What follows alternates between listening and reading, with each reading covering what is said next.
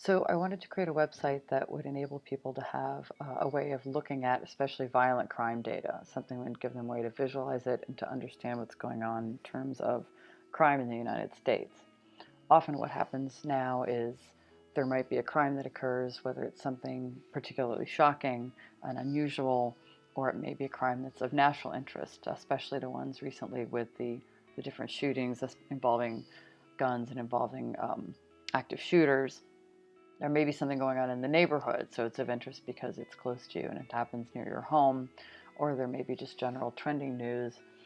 Crimes are going up or down or increasing, or certain types of victims are a bit more likely. So people want more information. And what are their options about how to get more information? They might be able to go to social media. They may be able to sort of see what's going on in Facebook and Twitter. But one of the challenges with that is that accuracy and objectivity are hard to come by.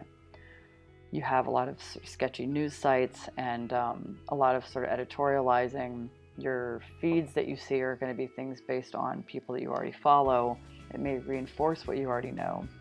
Or perhaps you're just hearing statements from friends or friends of friends. So where else can you go? Well, you can go to reputable news sites or only look at people like the New York Times and the Washington Post in your feed, but they tend to only focus on the current crime. So if you're looking at trends, like unless the newspaper happens to have done an analysis or wants to look at the data in a particular way that you do, you may not be able to find out what you want.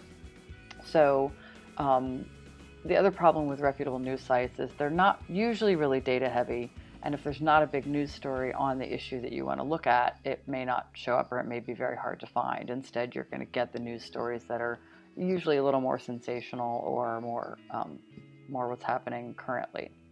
So what this leads to is a social media frenzy, right? So people get these ideas and they tweet and retweet and share, and things that may not be actually true, things may start to look like patterns that aren't actually patterns. And you also have things that reinforce and exaggerate stereotypes and biases based on all these conversations going around. So it's a great place to have a conversation about it and see what people think. You can learn a lot about what people think about crime and about victims and offenders, but it's hard to really know what's actually going on. And people then tend to overestimate their risk. If what they see in the social media feed doesn't seem like it would affect them, they may not. So for example, they may be really terrified of an active shooter event, but they're more likely to be killed by someone they know, especially in a domestic violence situation. So what the options are for actually getting accurate crime data. The Department of Justice has a couple of sources. One is the National Crime Victimization Survey, which doesn't help with homicides, of course, but gives you information on people who have been the victim of all kinds of offenses, including violent offenses. Or you can look at the Uniform Crime Reports, and they're good information about homicide.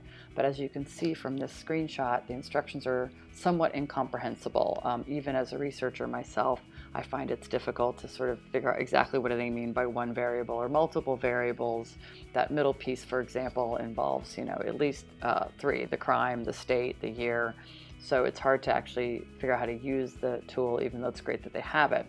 And then if you do pull up information with the tool, it's mostly tabular. So for researchers, it's actually great.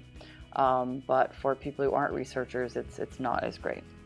So what would be great is something more like this, which is this comes from a newspaper, the Los Angeles Times, where the information is visualized and mapped. They're much more user-friendly, but they also tend to be more about storytelling, which is, of course, their goal.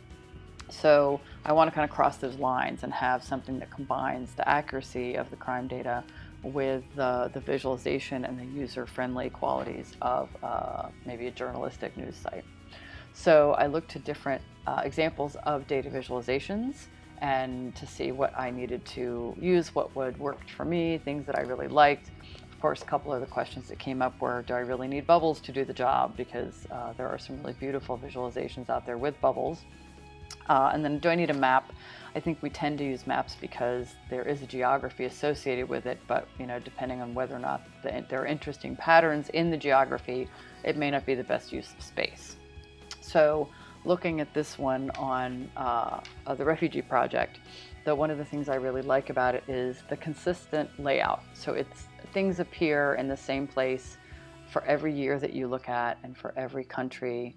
When you drill down, you get a different view, but every time you drill down to a country, it gives you the same information in the same place, different information in the same location.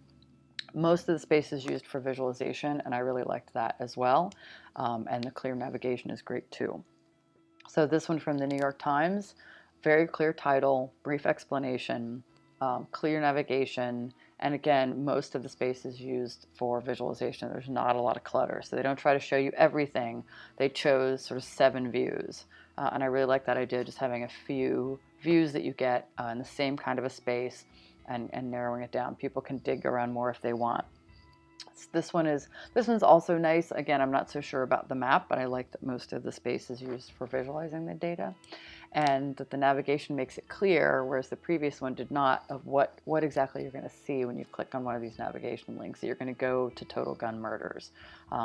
It actually stays with the map in some cases too. And then comparing states takes you to a new place, but again, you know clearly what the purpose is. This one, again, with the bubbles that we love, a lot of the space used for visualization, clear indicator of what you're going to be looking at when you click on different views, as well as the clear legend and sourcing. So what I would like to do is create a site that visualizes this, especially the Uniform Crime Report data. I'm going to look specifically at homicides, because it is the most valid and reliable source of data. The idea being that a high-profile crime occurs, people get interested, there's talk going on, someone wants to know more about what's happening. And so they go to this website, they're able to actually see what actually are the patterns of crime, who is committing these crimes, how many crimes actually involve guns, what type of guns, or what type of other weapons, so that their future actions and conversations are well informed. In addition, there's a piece here where it also allows us to leverage this API. So the Department of Justice recently created an API for both the National Crime Victimization Survey and the Uniform Crime Reports, which we can then use to pull into this site and be able to sort of get more out of that data. There's a tremendous amount of resources that go into collecting these data, so the more we can maximize what people can do with them, the more value there is there for the feds. So the user flow is fairly simple. There's a landing. It's important to me that they see a visualization on the landing page. Like, I don't want to sort of waste time giving them a whole rundown about what the page is. I want, as soon as they land, to be like, here's a visualization, so you know what we're about. We're about, looking at this information visually. So then you have other choices that allow you to choose different visualizations. In addition, there's a page, because people have been thinking about it, sort of a now what page. So what do you do now that you have this information that lets them go on and take action after that, without any specific drive towards a type of advocacy. So a landing page might look like this, where you actually comes up with the visualization, and the other choices they have are there along the bottom. So this one, as is indicated in the call-out box, is weapons used in homicides. So you can see by the navigation in the top right where you are, what the other options might be, as well as on the bottom left if you want to know a little bit more about what those options might, what you might see when you get there. Then giving them an option to kind of share this particular data view. So instead of sharing the whole site, they'd be able to share this view. If what they really want to show is which weapons are used, how they can do that. So this is another potential view, so you just click on it. Again, it wouldn't always involve bubbles. You might have bar charts or whatever is most appropriate for the data once the patterns are identified. And then finally, having a page like this that allows for some news feeds about different kinds of stories that are coming up, because a lot of times this is how people are going to come to the site, is through news feeds, but also looking at legislation and looking at what are the different policies that people are talking about right now, if you want to sort of take action from an advocacy, and sort of tongue-in-cheek, thinking people may go one side or the other, and if they have looked at this information and they think we may need more guns, maybe they can go talk to the National Rifle Association. If after looking at the data they feel like they need fewer, there's the Brady campaign.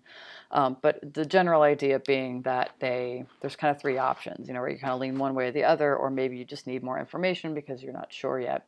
but making it sort of a non-biased source so that people feel like they can really trust the information, that it's not being presented in a way that is biased or trying to get them to act in any particular way in particular, but just letting them use the data to make decisions.